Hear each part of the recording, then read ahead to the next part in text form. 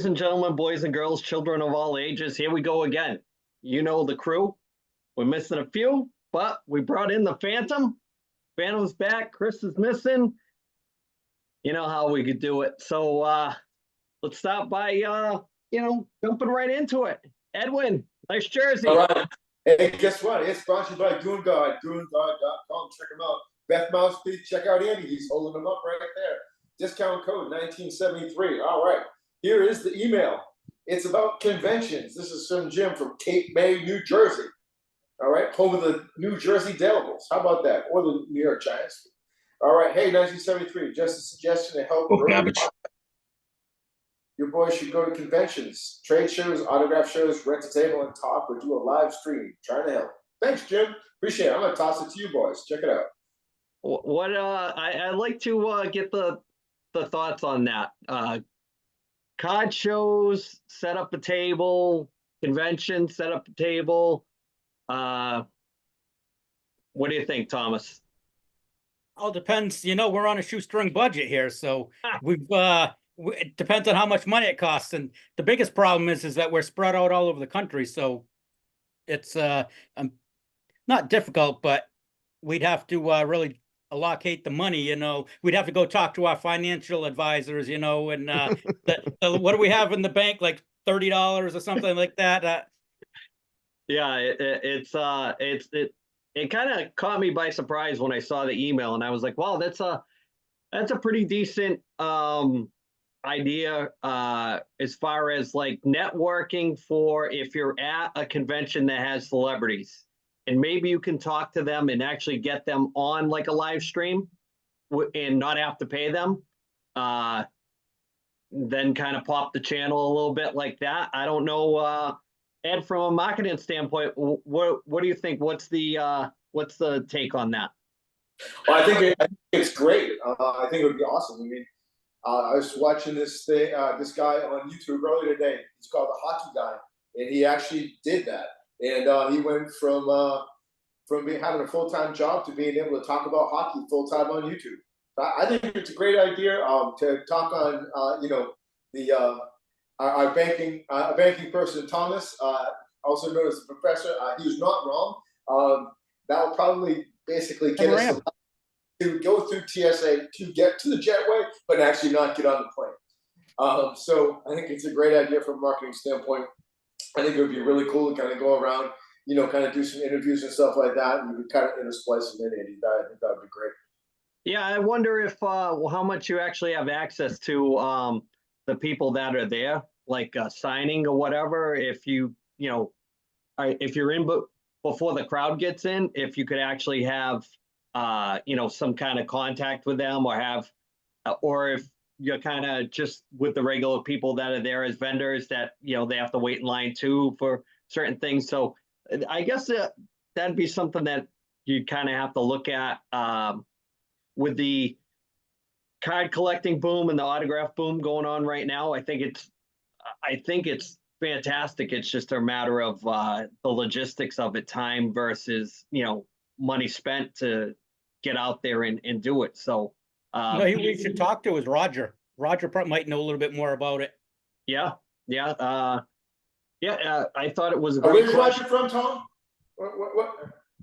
What's Purchase Street Records? There you go. Yeah, talk about marketing. There you go.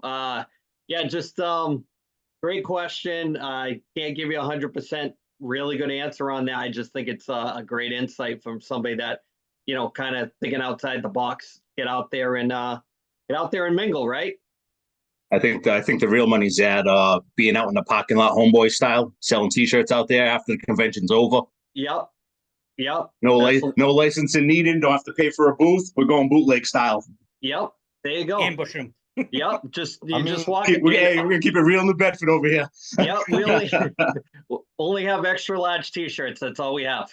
Don't You're have not wrong. You're right. I mean, it's right. Hey, you know how many small T-shirts you can fit in a pair of big jeans? in a winter jacket. And don't ask for change, right? Yeah. Never that. It's straight 20. That's how it works. But I think like we don't even have to go to a convention and even try to like interview people. Just like setting up a booth and like putting stuff out and being like, hey, we're with this podcast, you know, we're going to broadcast live, and then whoever can make it, y'all set up. And that's where, you know, we host it. But I was talking to my buddy, you know, earlier, he watches the pod, you know, time to time. He's like, yeah, it's like, it's cool that you guys are like all on there in Zoom, but he was like, you know, a lot of the popular podcasts, everybody's in the same room together, you know, on the couch or whatever. And I'm like, yeah, we can't do that. Like, Ed lives in Florida, I live in Mississippi. These guys live way up north, and they're even spread out up there. So I'm like, the logistics of that. Dude, they're not spread out. They live 15 minutes away from each other. Oh, they're 15 minutes away. So like, y'all could at least you didn't know Tom's in the other room. Yeah, Chris is under the desk. Hey, you know what's funny too is sometimes remotely is easier to get everybody together than actually getting together at the same place. I think it's you know, I've never really used the cell phone for any of this stuff. When it's usually the all-purpose desktop / laptop. So I mean, even like having the phone, if somebody's on this week and you know, they can do something remotely just to be on the podcast, I think, you know, we're all in. It's just a matter of time restraints. And I think the time restraints kind of hinders the convention type stuff. I mean, when I go to a convention with the kids, I'm on a time restraint. I'm like, we got a 2-hour window. Let's make this happen. And if we can get it done under then, we're out. I'm not hanging around. So yeah, we all have day jobs. We all have, you know, kids or wives or families or girlfriends, or, you know, we you know, or all I think if we all like just dumped in full time, like, hey, we're gonna launch this podcast, like, then y'all would be on scene at a convention up there. I'd be down here finding conventions, and we'd be, you know, but I don't know. I don't have that kind of bankroll to go, you know, to go quit my job and, you know, commit that way. But that ideally, I mean, that would be a power move for sure. Yeah, I told Ed when we started, before Brad came on, when it was just the three of us, I said that initially the two things, mission statement, that I kind of want to do with this is keep everybody connected, and then have something that maybe we can grow, that when we're retired, we'd have something to either it be a thing or be a bigger thing that we could kind of have to do, you know, maybe a year or two from now, maybe we could go to like one of those conventions in Las Vegas, those electronic trade shows, and write it off, and we'd all meet, and, you know, like something like that. And then we can kind of broadcast from there. And then because we broadcast from there, we can write that off. That's all the stuff that I want to do with it. It's just a matter of having the avenue and the time to do it. But eventually, when everybody's got nothing going on and everybody's, you know, just empty nest syndrome, we're all for it. We'll be doing all kinds of stuff, hopefully. One summer away. Not so much. That's if that faster kicks in. Not so much. Ooh, the fast one, motherfuckers, killing me. So I mean, why stop at a convention though? Like, let's go live broadcast from WrestleMania or from SummerSlam or, you know, any one of these like lesser pay-per-views where, you know, it's not doesn't cost you an arm and a leg and your firstborn to get in. You know? I think everything initially is trial and error to start small and maybe hit some kind of smaller show. Doesn't even have to be WWE. I don't know how much you could really broadcast because of copyright restrictions, but you know them, they're bad with that stuff. But speaking of WWE, let's talk some wrestling. Let's segue. But let me just say, great question. The guy's name was Jim from New Jersey. I'm totally sure that is like convention. Ask Tom. That's Convention Central right there, New Jersey. So great question. Let's have at some Bradford. What do you think of King of the Ring was today? It was entertaining. I'll say that. I did fall asleep on one of them. Lucas woke me up. Middle of the afternoon, falling asleep. Yeah, man. Not I a mean, good once I sign. get in my recliner and I turn on the heat and I just relax, it's game over. It was fun. Like, I really the Liv Morgan Becky Lynch match to start it off. I'm glad we got that out of the way from the get go. It was more entertaining than I thought it was going to be. The Nia Jax Queen of the Ring match, however, was a total snooze fest. There were Botch even fest? dudes in the background. I mean, you pay all this money to go, and there were dudes in the background. You could see them, like they weren't even hiding it. They're like looking at their phone and not the match. So that should tell you something. But even the Randy Orton King of the Ring wasn't that exciting, you know. I think the Sami Zayn triple threat intercontinental title match was actually pretty fun. I think it was well done. They really nailed that. They saved us all big time. I don't know if I missed it or what, but the Bianca Belair Jade Cargill tag team match, was that like a dark match? It was a pre-show. Pre-show. Pre-show. Thank God, because even the replay of that was hard to watch. Jade Cargill is such an athlete, but the same issues they had with her in AEW, they're having with WWE. She's not that good in the ring. They're trying to pair her with Bianca Belair because she is all of the above. And it's not working, man. And I can see why she has struggled to break through. The Cody Rhodes match was with Logan Paul. It was entertaining. I don't know why Logan Paul has had two title matches in just the last 3 years or so. Like, he definitely faced off against Roman Reigns, and then he gets a shot at Cody Rhodes for the title. Maybe it's because he has so much pull with Prime. I don't understand the randomness of it.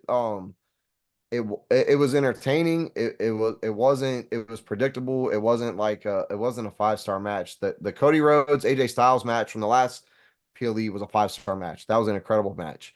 They really sold it, and I think AJ Styles at the end of his shit, but I don't know. It was okay. It wasn't fun. It wasn't super exciting. It was a middle of the day PLE, man. Brankowitz, what do you think? I thought it was pretty mid. I mean, it wasn't horrible, but Yeah. it was just like whatever. It was just decent. MVP of the whole show was like the announce table that wouldn't break. Like 4 times they tried to put somebody through it, and they were just like getting fucked up off of it. That was like the best part. But yeah, I thought the Cody match was decent. I thought they did a decent job of him. Like, if they're gonna go like that super baby face where he gets his ass kicked the whole time and finds a way to win at the end, is probably the best way to make money with him. He's kind of been like a little bit boring for me since he won the belt. I Yep. I can't disagree with anything that you said. You want to know what people should watch when they watch these premium live events now is Randy Orton is so good at just how a wrestler should be. He comes out, he's taking his time getting to the ring, he's getting the rub from the fans, he stops, he looks at the crown, all the little things you're supposed to do. He's selling the arm. You're working on a certain body part. He's not kicking out of everything. He's working the back. It's like everything that you're supposed to do. He's the prototype of what modern day wrestling should be. He's fantastic. He's absolutely fantastic. And everybody that's in the back should slow down. He didn't do not one high spot the whole match.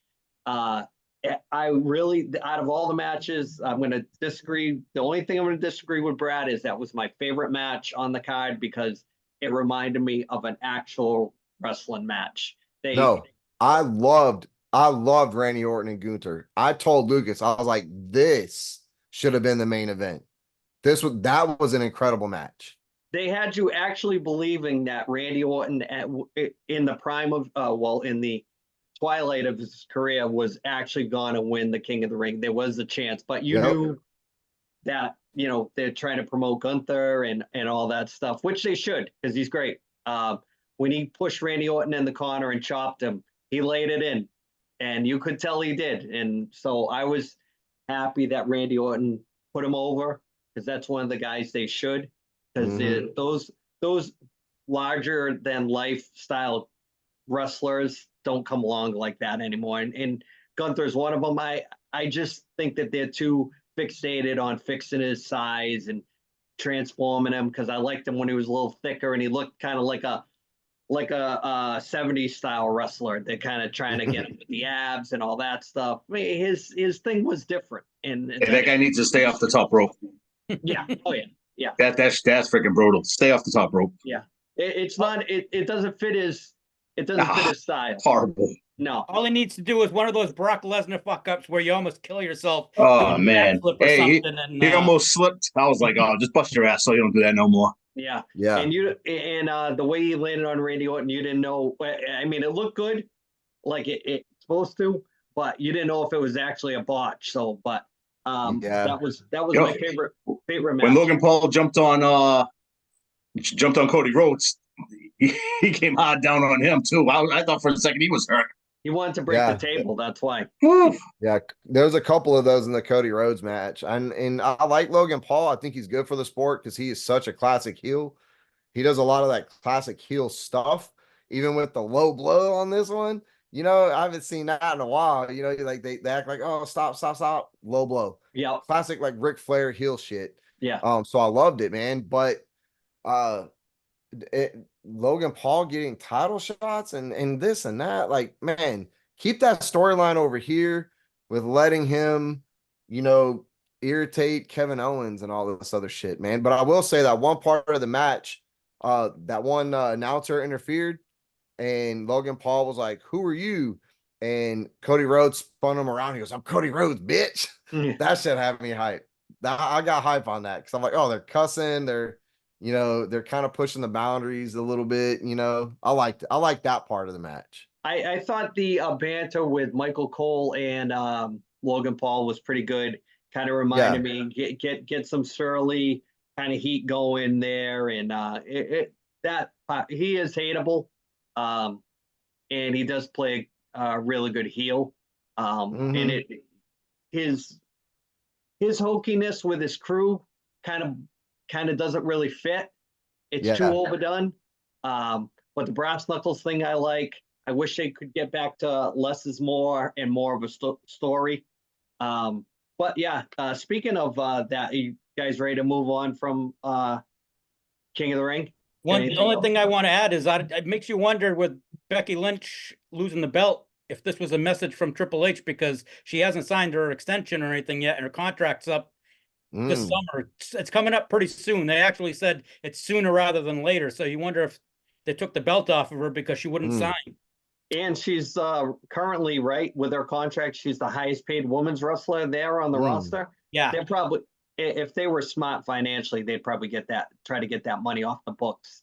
And if she goes to AEW or something like that, you know that's going to go. And that's my segue into the AEW stuff. If anybody has anything to add before I can just rip apart how bad AEW is right now. Bro, I've been waiting all week for this AEW talk. I know we haven't had the Phantom on in a week or two, but Ryan, you got to give me your take on the current state of the AEW. Yeah. And when you're pushing the fake Hardy Boys as your top guys, it's gonna make the show suck. It's like they put the belt on Swerve, which I think he's awesome. And then they put and makeup on him. He's your world champion, but you use him like he's a secondary guy. Like if he's worthy to have the belt, the champion should be the top guy. Same thing like with WWE with like Priest. It's like they want to elevate that belt to make it equal to the Cody belt or just slightly below. But you're giving a parade to Cody, and then the other guy just gets like you're just on Raw. It's just like a regular guy, and you're just doing your group stuff. And I don't know. I don't think they know how to use their champion. Your champion should be a top guy, and then they're kind of. I feel bad for the guy because he's good. They put the belt on him, but he's going to end up being. The ratings are going through the floor with him as the champion, so he's going to lose his opportunity, and he might not get it again. Well, I'm curious to see with Triple H signing guys, who's on his radar to actually come back, because it seems like if he was smart and Cody was high up with that EVP status, he would ask him, listen, I'm going to take your opinion on these people like Jay Cargill and who will come and fit here and will not be a problem.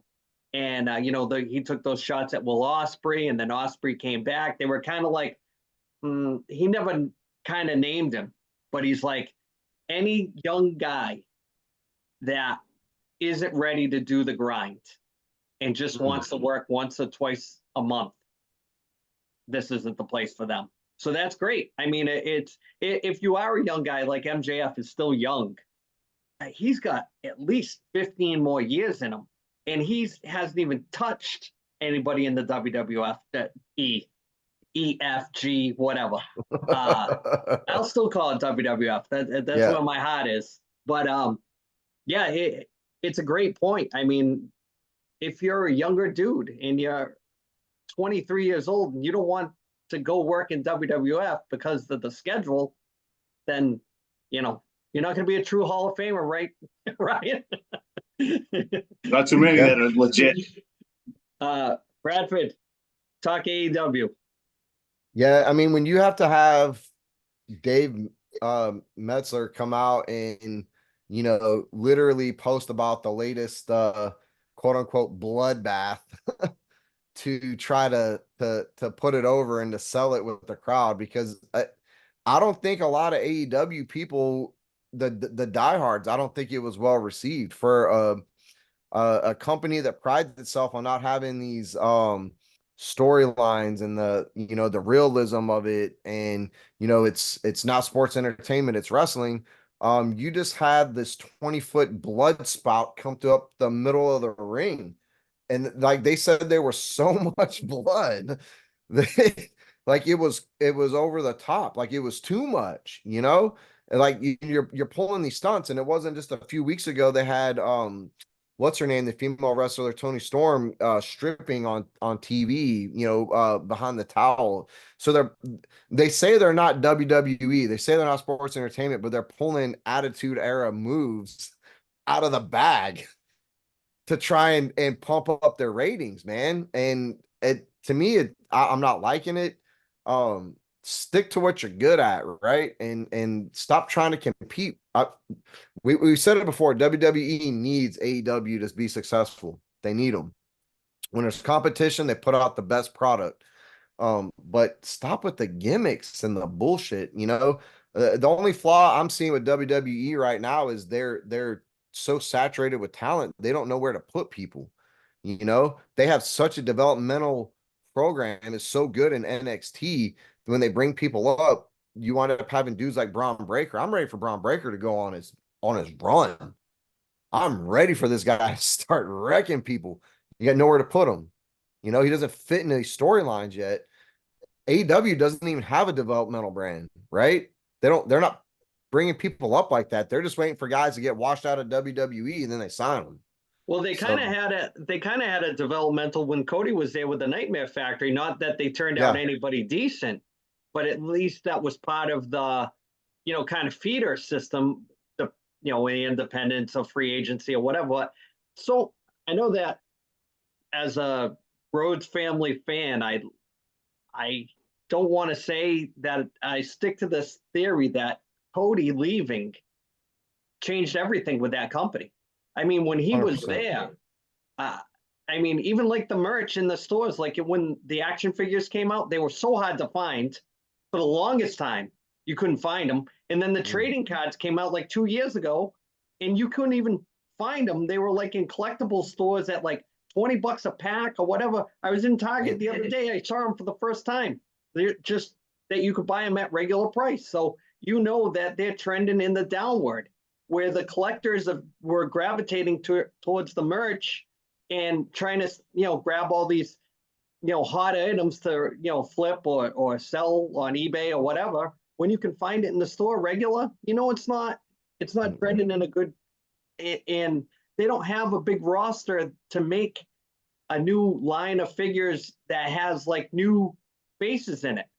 It's another Moxley. It's another, Young Bucks. It's the same stuff. The only one that benefited from all that was Cody and CM Punk. I mean, cream of the crop. They went to WWE and look, pop the video game. CM Punk's part of the DLC now, the last pack that they let out.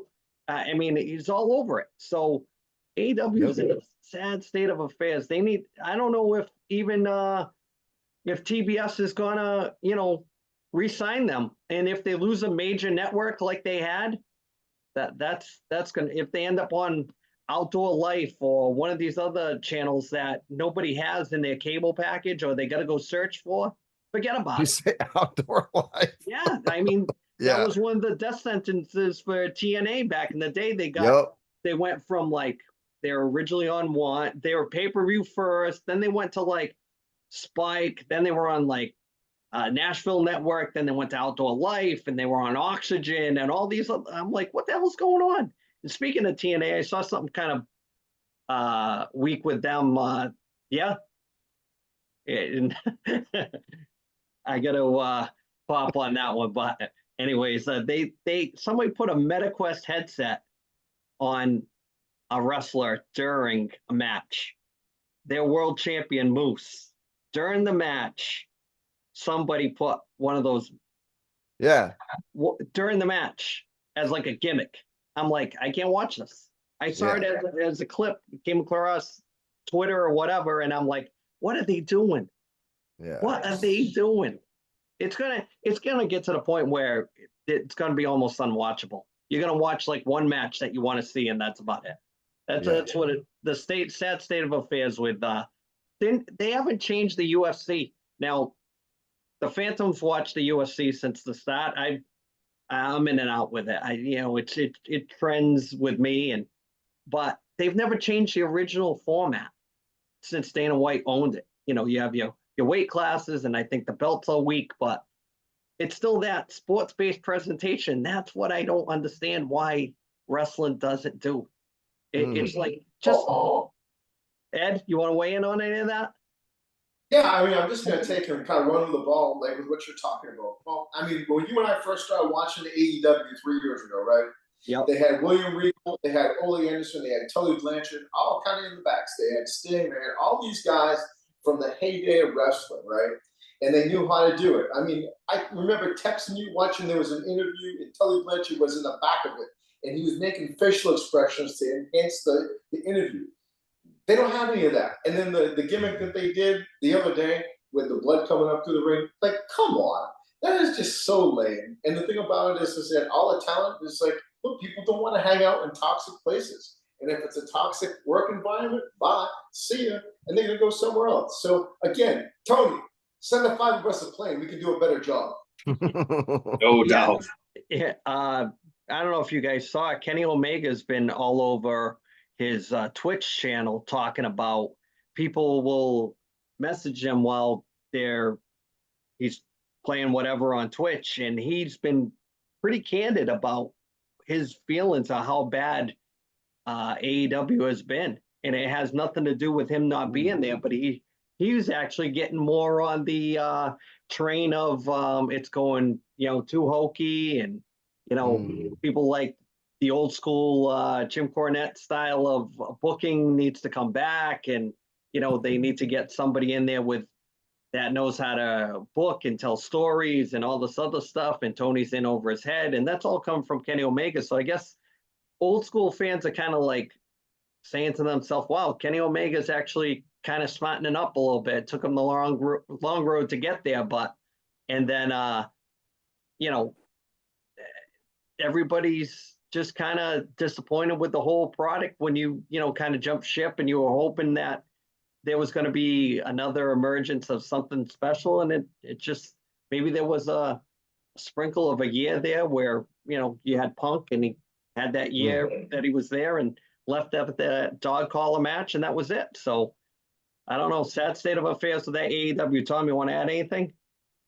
I was reading one thing, and I don't know if this is them not trying to save face, but they're pretty petty with people that criticize them online. And the whole thing, I don't know if you noticed, if you watch back the whole thing with the blood, it actually missed Malachi Black in the beginning. He had to take a step back to hit him.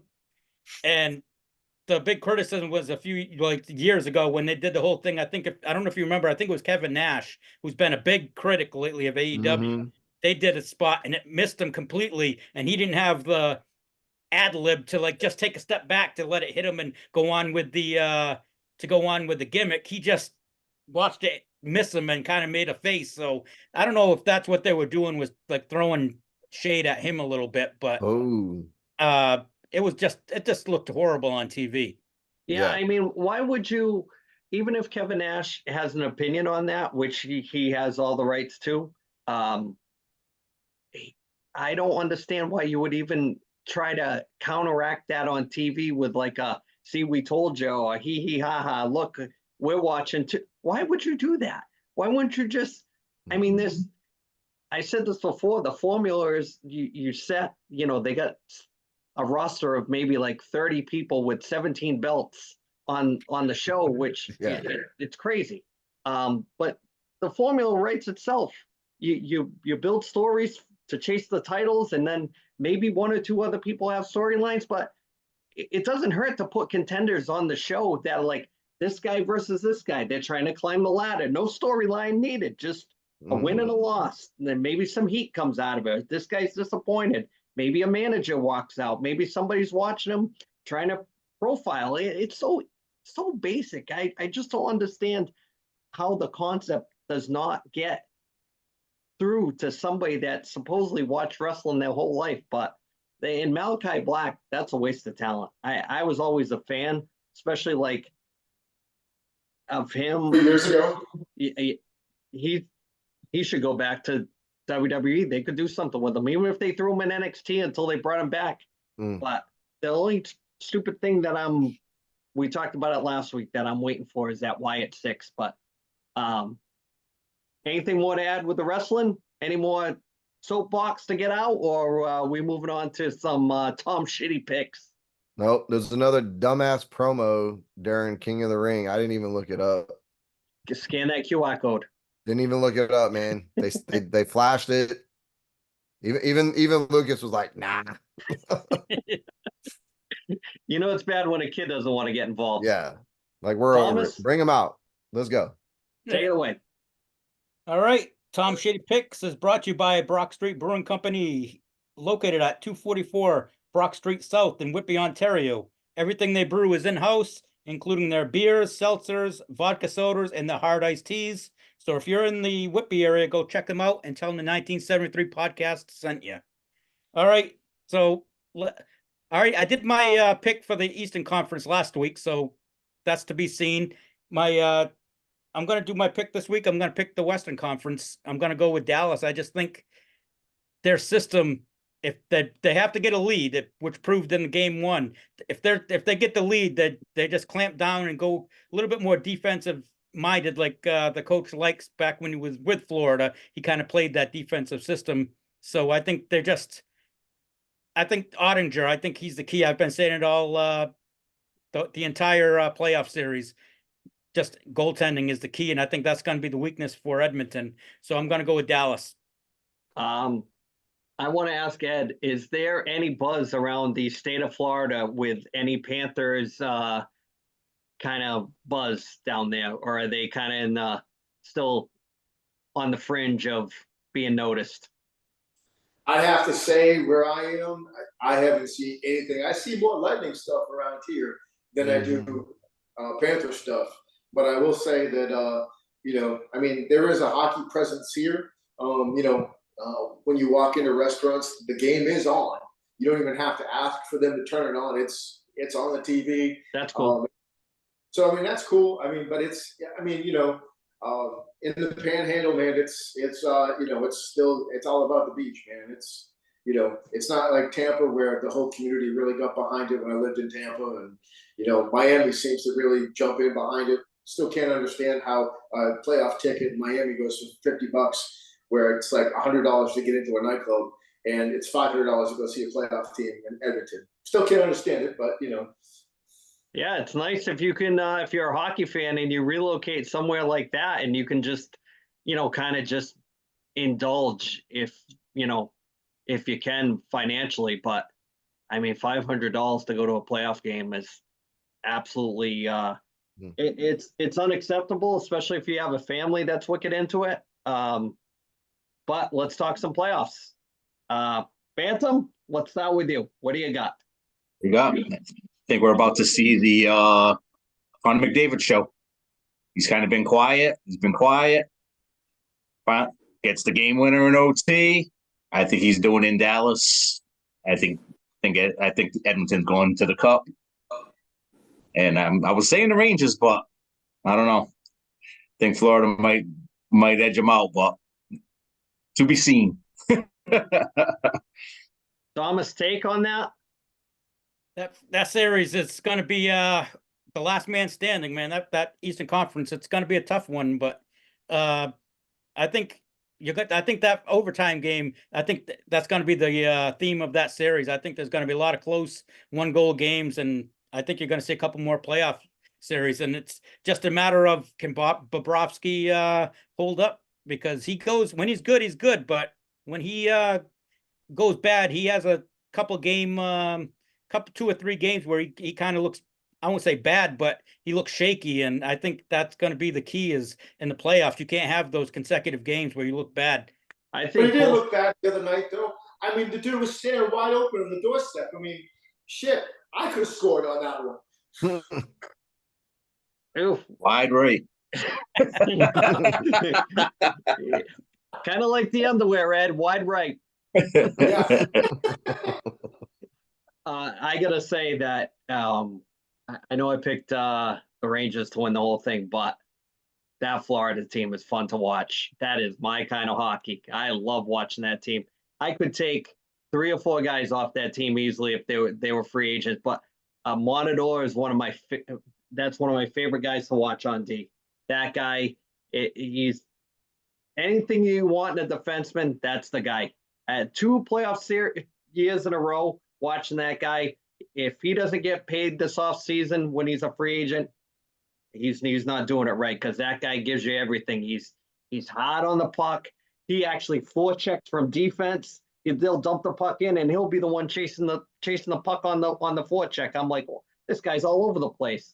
And that hit that Kulikov had, whoa, those guys are all in. Whatever Paul Maurice is feeding those guys in the locker room, what a good coach. I really hope watching him and the way he handles that team and the way they play, that they win the whole thing.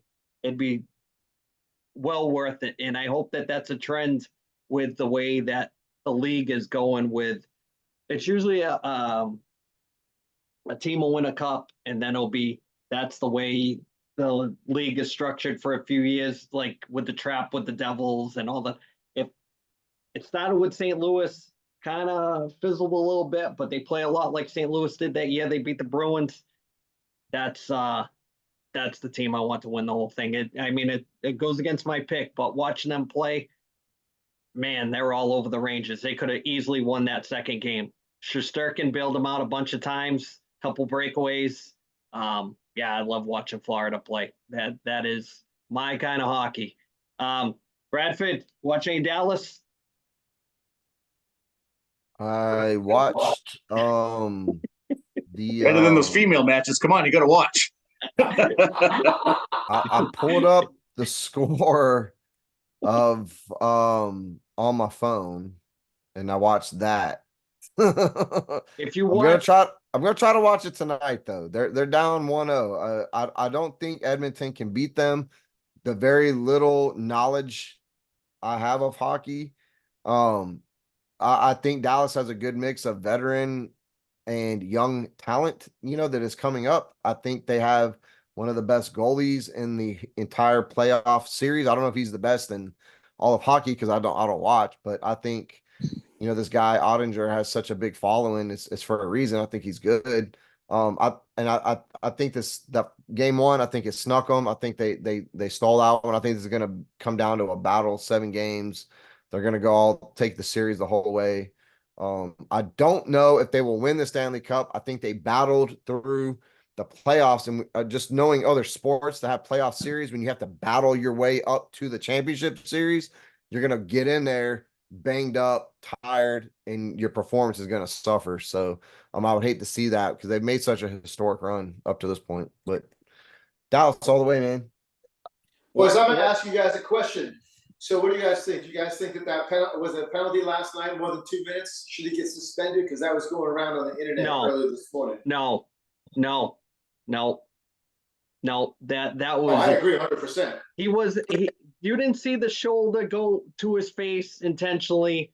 He might have hit him without the puck. I mean, but that puck was fluttering through the trolley tracks over there, and Keep your head up.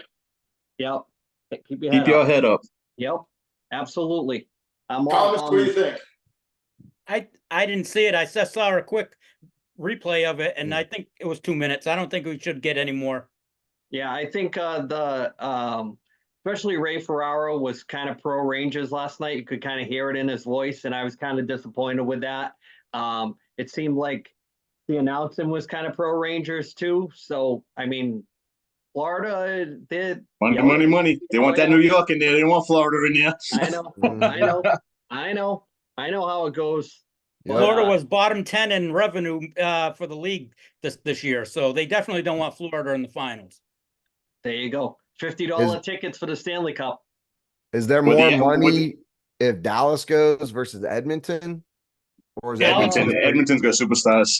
Yeah. Edmonton's got all of Florida, all of Canada, because Canada's just dying for a team left. Yeah. So don't forget too, the players in the NHL, when it comes playoff time, they don't get paid.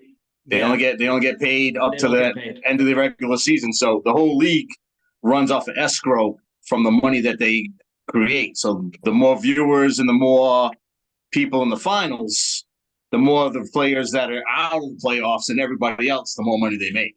Yep. I did not know that. Yep. That's interesting. True. So those guys when they're all banged up, they're not getting paid. That's the takeaway from that. When they're walking wounded and they're strapping them on, they want to win.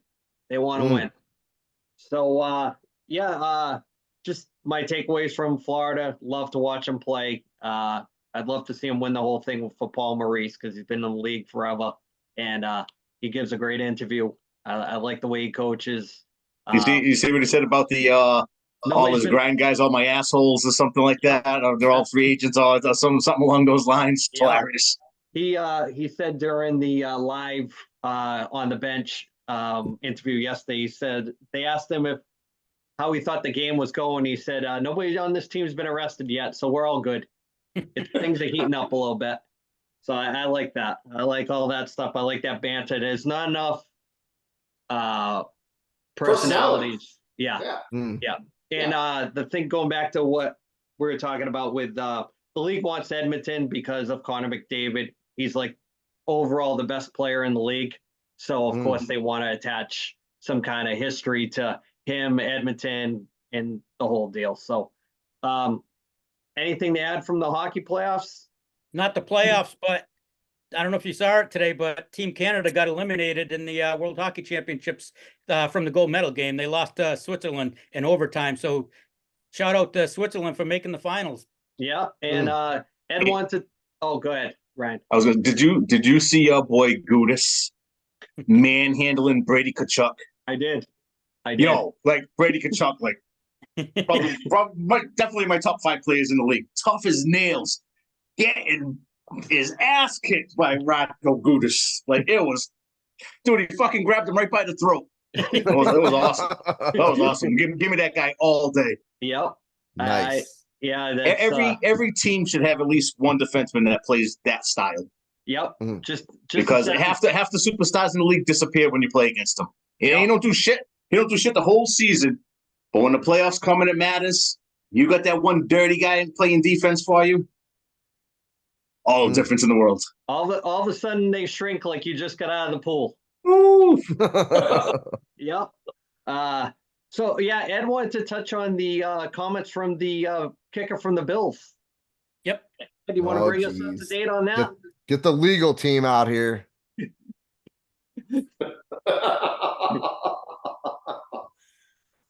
Go ahead, Ed. I just thought it was an interesting comment. I mean, it was just like, and I thought it was kind of funny. A lot of people got upset about it, that he was just talking about family values and stuff like that, and I thought it was kind of interesting. It's like, nobody seems to go get all up in arms about, Epstein Island and everything like that. But, a kicker that's talking about, hey, maybe you should get married and have a family and have like a good home life. People are jumping all over him. I thought that was kind of interesting. I just thought that was just such an interesting take. That's all. Well, I'm going to go to our resident conspiracy theorist and morality compass, Bradford. What's your thoughts on that? Look, I only heard like a snippet of the speech.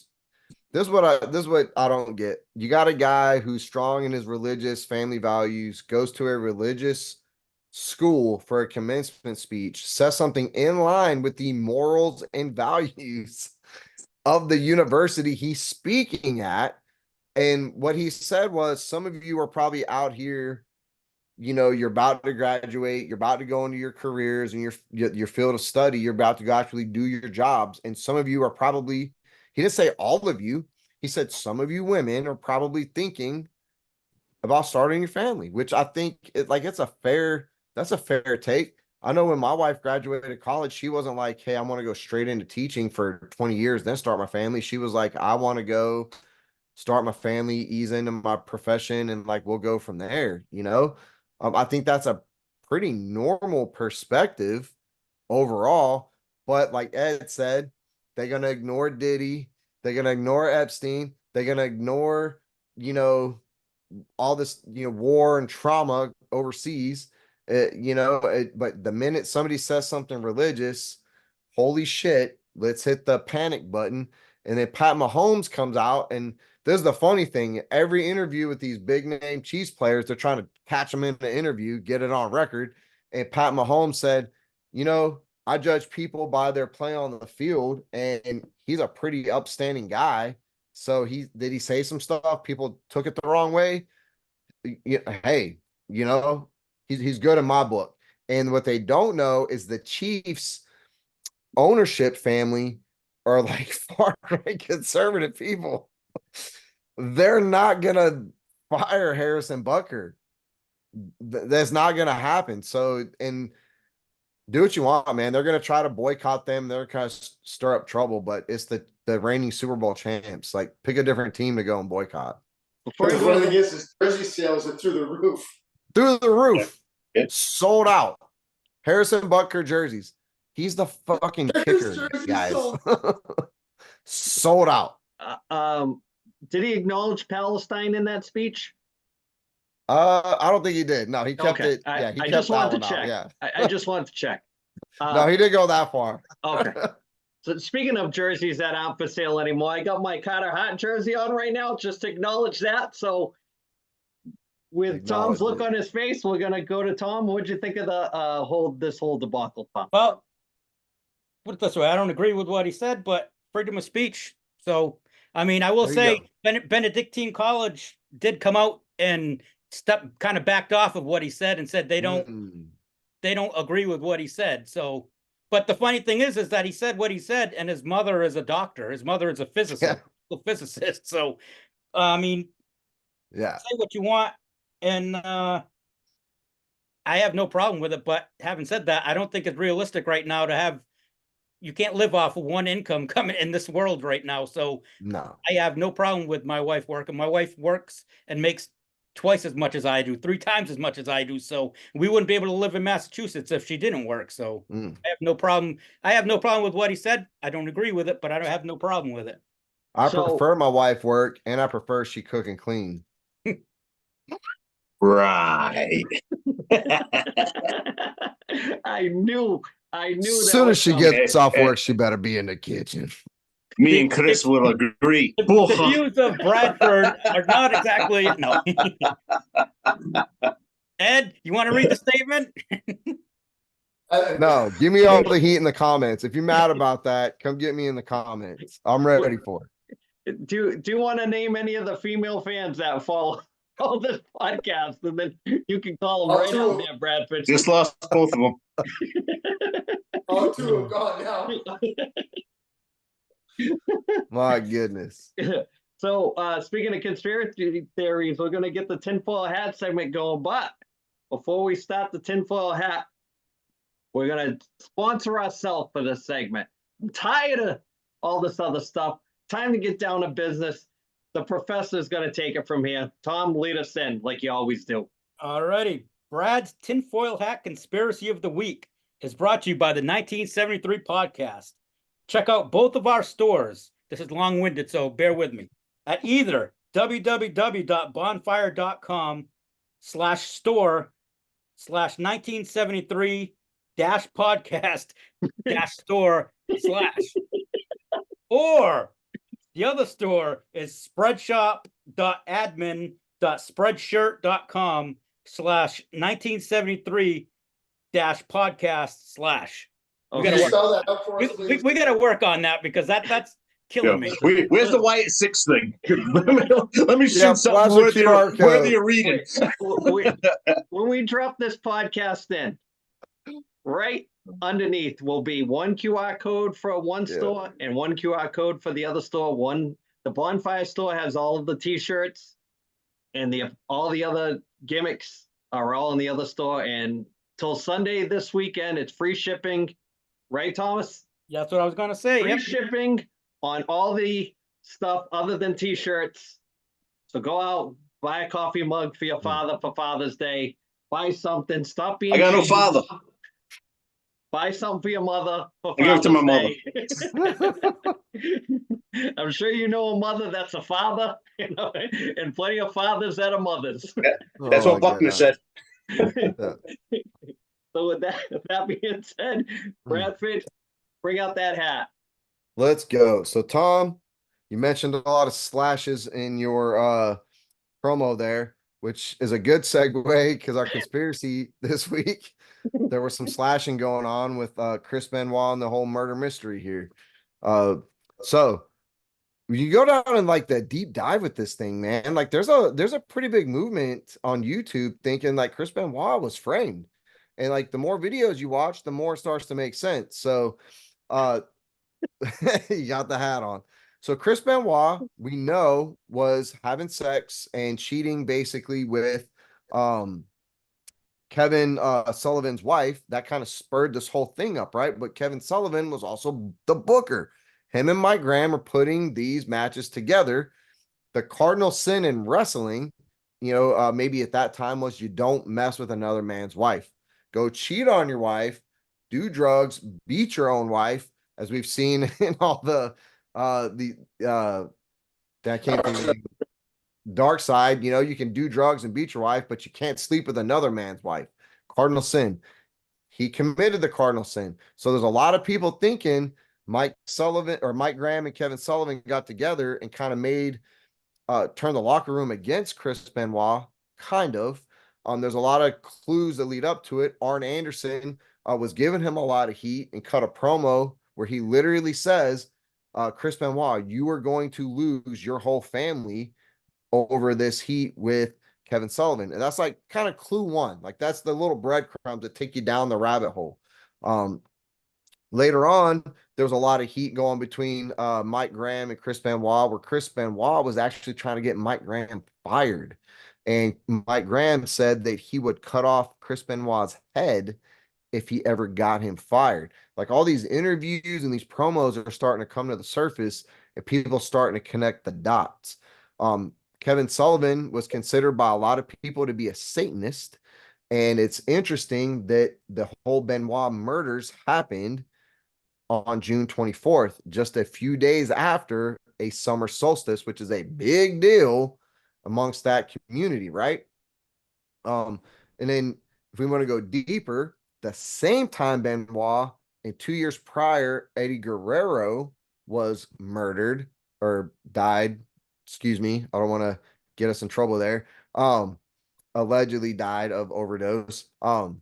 They were under investigation of this huge steroid investigation, and Benoit and Guerrero's names were the ones that were named most frequently in this huge steroid scandal. And then that brings me to the guy who kind of ties Guerrero and Benoit together, Chavo. Chavo's stories between these two incidents and his involvement in them have changed over the years.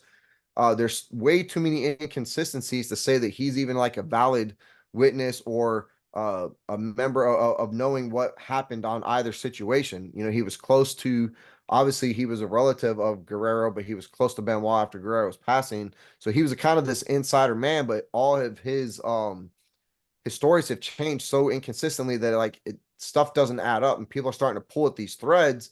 We're starting to come together like, hey, maybe Benoit was framed. Maybe Chavo knows more than he's saying. Maybe Kevin Sullivan had more to do with it than he claimed.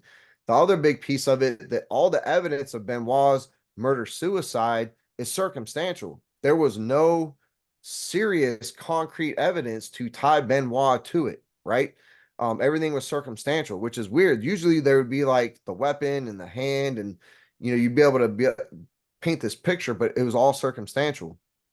And then with all the steroid use and CTE damage, keep in mind Benoit's finisher was a diving headbutt. My man's had some CTE with the steroid use. It's easy just to write it off as that, and then nobody will question it because they're like, yeah, he had CTE, he used steroids. That answers every question. So it's easy to write it off. But now, years later, people starting to look more and more into it. Things aren't as what they seemed apparently. So I don't know. I'll toss it out there to y'all. What do y'all think about it? Well, I'm going to ask Tom first. He was a huge Chris Benoit fan, so I want Tom's take on it. I don't know. I'm still gonna say it was Benoit, but I think that all that stuff, Benoit was in the WWE a hell of a lot. He was in there for quite a few years now. I mean, that is holding a grudge. Granted, you lost your wife to Benoit, so maybe Sullivan did hold a grudge that long, but Sullivan wasn't a booker with WWE, so I don't know. Ed, any thoughts on that? Well, it just sounds awfully interesting. I mean, a story that changes that kind of is, you know, makes you think a little bit, you know. But I mean, it's so hard. I mean, the rest of the business, they all cover for each other, and they all pick the rug up and take the big broom and sweep it underneath for each other, and who could get who over. So, I mean, I don't know. It's so hard to say. I mean, it really was truly a tragedy, and you know, nobody won. Yeah, I agree with that. Nobody won. The only thing, that tidbit of something to ponder out of Brad's insight with these certain kind of theories of what possibly could have happened, allegedly, is all these all these allegations coming out about Vince McMahon and all the stuff that had been swept under the rug with payoffs and things like that. And you know, if this one woman didn't come forward, this stuff would still be behind closed doors. So how much stuff, like when we talked about Vince McMahon those couple of weeks, and I'm sure we'll touch on that again eventually, how much stuff did he sweep under the rug? And how much stuff has passed with wrestlers that maybe could never talk about it? Maybe there was NDAs. Maybe there were other things. Now Pat Patterson's gone. Now things come out about Pat Patterson. We always knew things about Pat Patterson. And now more is coming out after the guy passes away. It's nobody's hurt or no problem get fixed after the fact. It's like somebody going into a Hall of Fame after they pass away. Or, you know, they don't get their the term, nobody gets their flowers. They don't get their flowers when they're alive because it's harder to do it when they are alive. You know, there's no reply, there's no rebuttal, there's no blowback. It's just, it's possible that there's more to it. I'm sure there's more to it. It is still a mystery. It was on, which season of Dark Side of the Ring was it on? First season or second season? I think second. Yeah. I mean, you go back and watch that, and there's stuff in there. They tried to reach Kevin Sullivan for comment, and he didn't want to, you know, I don't know exactly what term he used on that, but he didn't want to talk about things that were that tragic, and he didn't want to be involved with it. But as far as Kevin Sullivan, now I am one of the biggest Kevin Sullivan fans. There would be no Undertaker without that Kevin Sullivan gimmick. I mean, you go on YouTube and you watch somebody put clips of that Army of Darkness together that he had. that being in Florida in the early 80s doing that gimmick, I mean, they're as a kid looking at the wrestling magazines, I can remember I was all in with that. That was one of my favorite storylines in the history of wrestling. If I had to pick my top 3 favorite, that's right in there. That whole turn and how he turned Florida and that whole thing, and who was in the middle of all of that as his valet? Nancy Benoit. And she was an absolute knockout for back then. If you go back and look at her, not when she was with Chris Benoit, but if you go back and look at the way she was with him, absolute knockout. And when you're 10, 11, 12 years old and you're seeing that, not only are you caught in by the storyline, but you know, that's the valet he has. I mean, it was like unbelievable. But tragedy, like Ed said, nobody wins. As you feel bad for the son. That's at the end of the day, that's who you feel the worst for, because that's the tragedy, is somebody that, you know, does that to a kid or however, whoever, even if it was an outside job, a hit job, to do that, you got to be at a whole new level of, you know, rocks in your head. Bantam, want to add anything to that?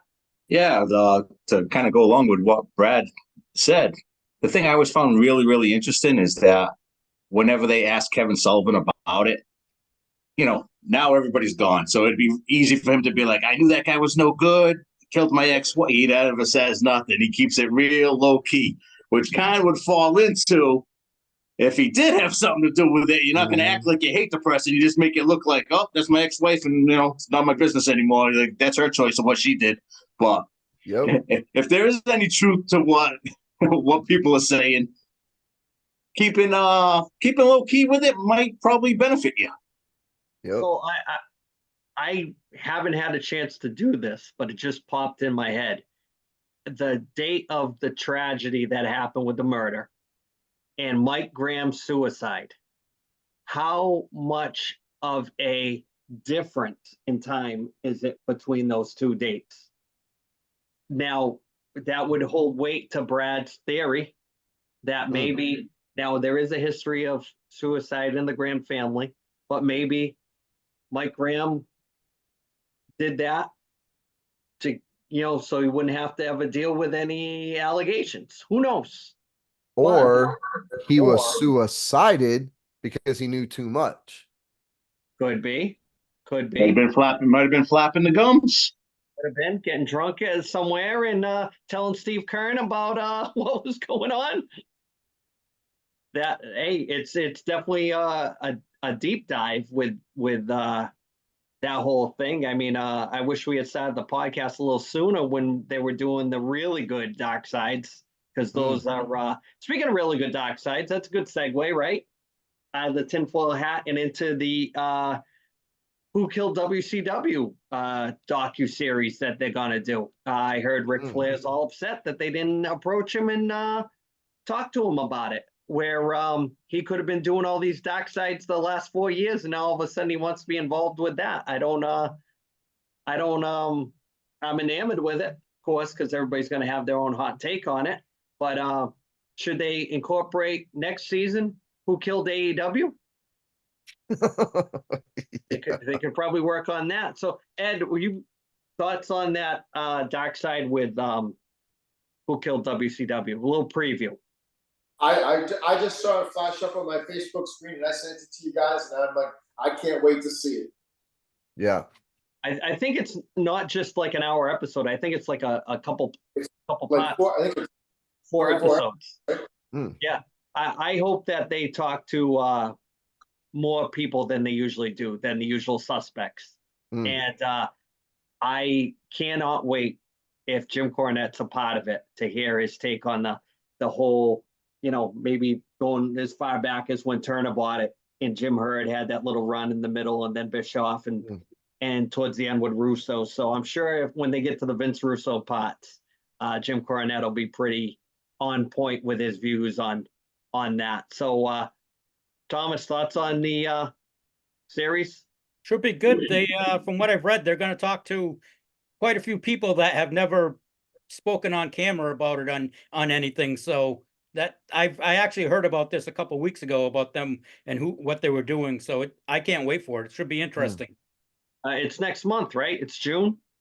I think so. Yeah. Okay, so couple of things to talk about in the weeks to come with that. June Great 4th. quiz. What do you think? What's that, Ed? What's that? It's on June 4th. That's when June it starts. Yep. 4th. So Ryan, what do you think on that?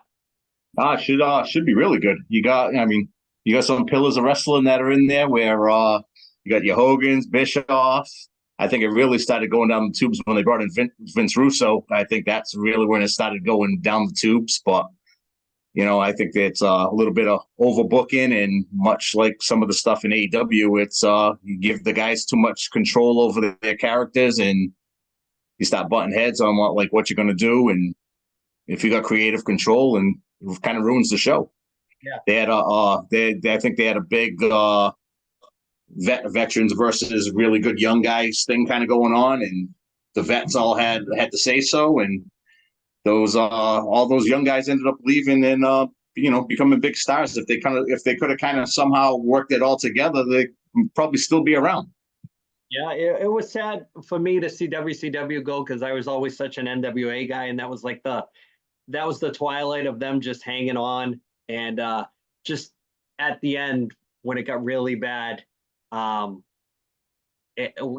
wrestled that last match there with the T-shirt on against Sting, and Shane McMahon showed up and that whole thing. But just to see how just bad it got at the end compared to how it was 10 years before that, and 89 versus 99, where you still had that, you had Muda and Luger and Sting were all like the new young guys. And to see what it was 10 years later, you would have thought it would have been in a better place. But yeah, it's almost like a restaurant they used to go to that's no longer there. And you're like, no, we used to sit there and they had really good pizza and all that stuff. That's kind of how I look at that take on WCW. But Andy, I got a nice hot take for you that's going to go up your ass sideways. Oh, well, so should I stand up? One of my son's friends is telling Dylan, Ric Flair sucks because all those world titles that he won were all in NWA, and NWA was like minor leagues. They shouldn't even count. Oh. Wow. He broke his heart. Didn't even matter. Oh, listen, you see Flair now, you know how he is. You see him at the end of WCW into WWF, but he was the last traveling world champion. That is, when they say world title, that was a world championship belt. I mean, Australia, New Zealand, that 1 week in this territory, 1 week, you're like never home. I mean, tell the kid to go get fucked. The thing that I noticed today too is during the pay-per-view, I thought that they kind of switched up the Roman Reigns Cody belt to being back to being like the WWE championship. But today during the pay-per-view, they went back to they were calling it the Universal title again. So I thought they kind of made a point to we're almost gonna rebrand the belt so that you can kind of follow the lineage of it. And then today I was like, oh, I guess that's out the window. Yeah, I mean that's a tough. If you're a wrestling historian, that tree branch is tough to follow on that belt. I mean, they compare his run to Bruno, right, and Hogan and that stuff. But is that really the belt? I mean, hasn't it been split off a couple of times before that?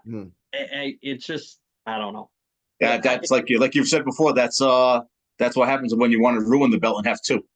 Yeah, if the whole time there had only been one world champion, you wouldn't have this problem now. Now you got guys that have had a little bit of this one, a little bit of that one. Do you count them all together? Like this secondary belt that they got now, they ain't doing shit with it. That's the belt that they should put on Orton.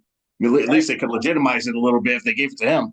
I just want to see, like I said before, if I'm taking over, if I'm taking over the book, there's one world championship in WWE, one WWE belt, That's your Stanley Cup. That's your MLB trophy. That's your Vince Lombardi trophy. It goes between two shows like what it means to be a champion is you go between both shows. You show up on both shows. It's like you're traveling. It's like you are the guy that goes on both shows. Then you have like one secondary belt for one show and another secondary belt for the other show. One tag team belt. That's a world tag team championship, and they go between both and fight the best of the best tag teams on both shows, and that's what makes you the champion. And then if there's a storyline there where there's some kind of burnout where, you know, the guys just can't do it anymore, or they got beat because they've been going for, you know, 3 years straight defending against everybody, and then they got beat on a roll-up. Oh, you know, there's a storyline there. It's all about a sports presentation. There's not two championships in any sport that you have. And that's just how you book it. And then you book from there, and that's it. Everybody's there trying to be the champion, just like any sport.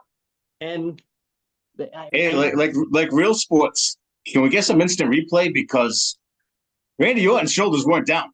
That was some bad refereeing today. I'm like, holy shit! I think he was down for like a 1 count. His left shoulder was up like the whole time. Bro, that's the first thing Lucas said. He jumped up and was like, his shoulders weren't down. Yeah, I love it. Mock out, kid. He was on it. He was on it. The best thing you can do with the kids is never tell them that it's a work. Just let them figure it out themselves. I had the kids going to school. That's how you get beat up at school. They were getting in arguments at school. When AEW first started and they were all into it, man, they were going to school and it was like, they were talking about it like it was real sport. You see that guy get punched in the face? You know what would happen if that guy punched me in the face? Oh yeah, it's good stuff. Lucas gets it that, like, I don't know if he necessarily knows like it's scripted out, but like he understands the terminology. Like he came to me one day talking about why they booked this match versus that match. Like, why are you using these big ass words? Like, you know, like, but he knows that like it's predetermined, you know what I mean, that it's sports entertainment. So like he gets it. He still cried when Cody won because like he was so invested in that story. You know, he almost cried tonight because Logan almost pinned Cody and he like put his head down. I was like, come on, man. He's not gonna lose it that quick. He's gonna lose it at SummerSlam. Not at King of the Ring. Say you really want to have some investment in Cody, get some DraftKings behind him. Yeah, right. Yeah. When one of my favorite stories about when my kids were small and I first introduced them into wrestling, my younger son, who doesn't watch wrestling anymore, but when he was little, he was like really, really into it. And he's watching Kane. So Kane's in the ring and he's sitting on top of the television. And so Kane is in the ring, he does his pyro, all the flames come up on the four corners, and he's like, he sees the fire, and he's like, Daddy, how does Kane do that? I was like, oh, Kane's got magic. He's like, Kane's got magic? He was like so locked in. It's like fantastic. Yeah. I actually got that on video. I'll send it to you guys, because he was like, it was so funny. Now, so, you know, fast forward like 12 years later, he just turned 18 the other day. That's magic. Yeah. Magic now. Saying, why you watch that stuff? No. Oh, he kills me because he was so into it. And me and Dylan will be watching. He's like, you guys watching wrestling? I'm like, you're feeling me, man. Say someday when you have kids, you'll be watching wrestling again too. I hope so. Yeah. So, Thomas, you ready to wrap this stuff up with some Purchase Street? Sure. This week's album of the week is brought to you by Purchase Street Records, located at 53 Pope's Island, Unit 2, New Bedford, Mass, or online at purchasestreetrecords.com. They also have a Facebook page. Purchase Street Records is Southern New England's largest independent record store. Happy Memorial Day.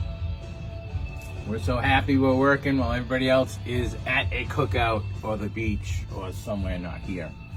But we appreciate everybody coming down. My pick of the week, the day, is self-titled Danger Danger record. This is a great record. Came out too late, I feel, in the, kind of buried in the back of the 80s, early 90s. Ted Poley is a great guy. Met him a few times. But come down, buy this record, and we will see you guys soon. Whatever you guys are doing this weekend, we better be a part of it. So yeah, we're gonna wrap it up. We've been almost an hour and 20 minutes this episode. We're talking about all kinds of good Phantom stuff. comes on and it runs late. What the heck? Well, at least we didn't have to wait for him like we used to have to. Phantom needs to shut the fuck up. Me too, buddy. Me too. So Bradford, what do you got for a shout out this week? I want to shout out the captain, El Capitan, Tim Elko. Played first base for the Ole Miss championship baseball team back in, when was it? 2022.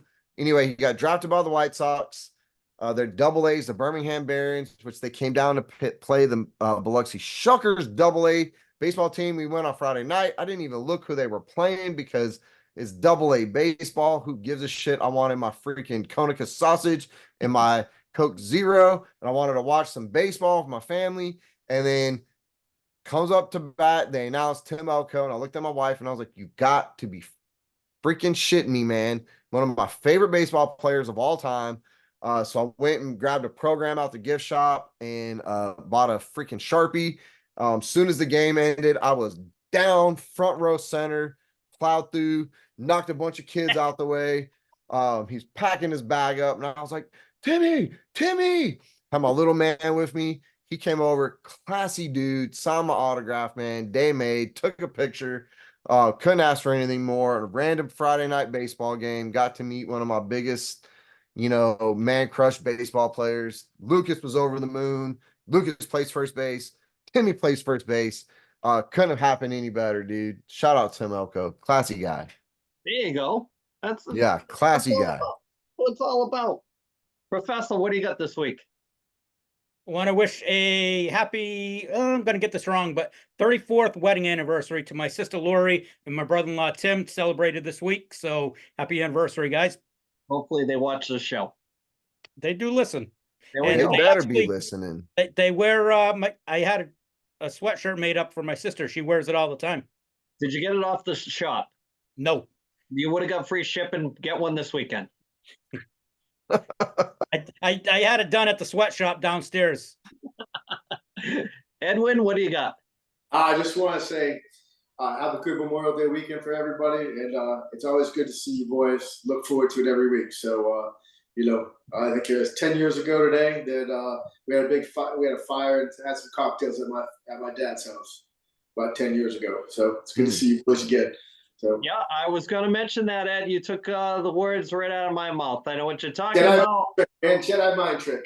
Yeah, I just want to acknowledge that. I still have a card on my fridge, even though I moved from the old Casa to this one. I still have that card on my fridge, and I just wanted to let you know that we don't forget. Let's close it up with the man, the Phantom. What do you got? I'm going to shout out my youngest son, Austin. He had a big week, senior year, had his last day of school, senior night for baseball, in the books. Damn. Going to go to UNH for college this year, committed to go there. So it was a big week for him. He's finishing up, and I got one more summer of AAU, and I'm a free bird as far as the sports go. So, so when you say you're a free bird, but we're going to close the show on you know what free bird. Buddy Roberts, baby. Box and headgear. You don't need me to peel the shirt off, do you? So as we moonwalk out of this one, from our family to your family, we'll see you next week. And I think this episode was pretty good. Later, fellas. See ya. Later.